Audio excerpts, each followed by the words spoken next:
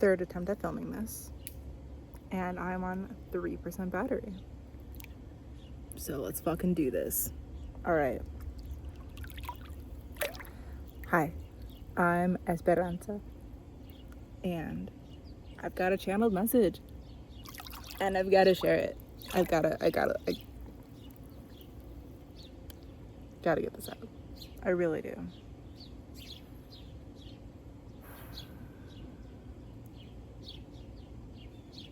Something is blocking you that you do not want to be blocking you anymore.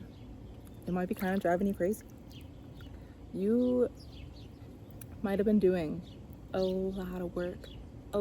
You've probably been doing the work for years, for a lifetime, more, to get yourself to a point where you can really be free, really be the most authentic version of you and live the life that you want to live, that you want to create.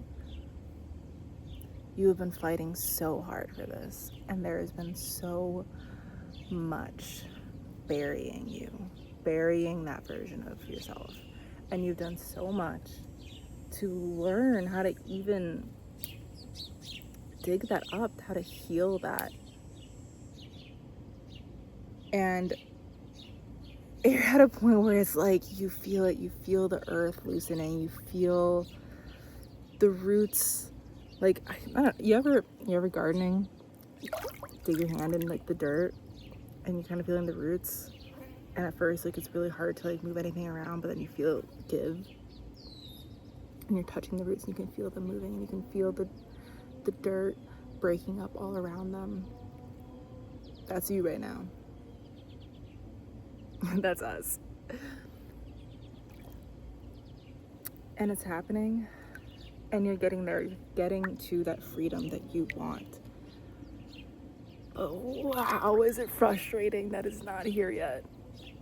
It's frustrating. It is.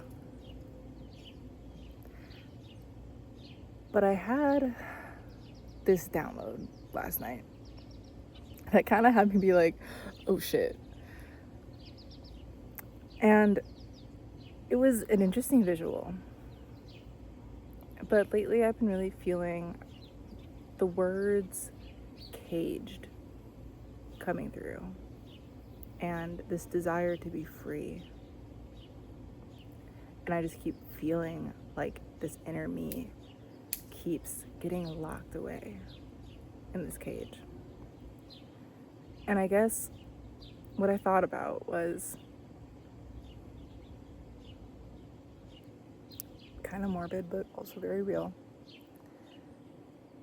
is if someone were actually to be locked away, to be put physically in a cage and left there for a long time,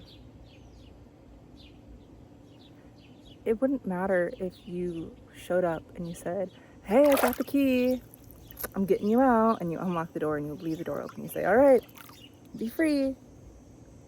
They're not going to just be like, oh, yay, and then run away and then live their best life. That's not how that works. Not when they've been in there for so long, isolated, afraid, not having their most basic needs met. There's going to be so many layers in getting that person to a point where they can truly be free from that cage.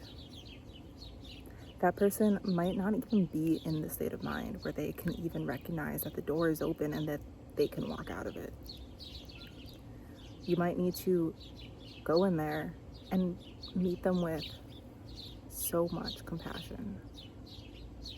You might just need to hold them, give them human contact that they have been missing for so long, and they might just need to fall apart, still inside of the cage. They might just need to have that moment to just fall apart and to cling on and to feel someone who is real. To even get to a point where they can trust that they can walk through that door. And you might need to guide them. You might need to carry them. They might be very, very weak.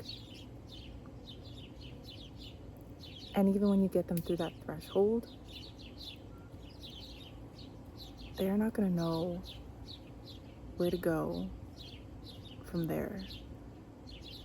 They won't even have the established resources to even go out. Like, what?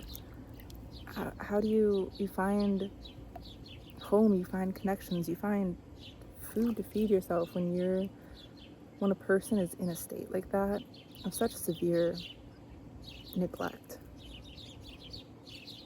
It takes time, it takes resources, and it takes a lot of people with a lot of compassion to get a person to heal from that.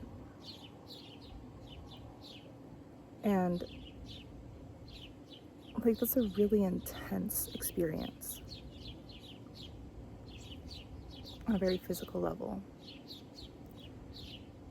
But for the version of you that has felt locked away and in this cage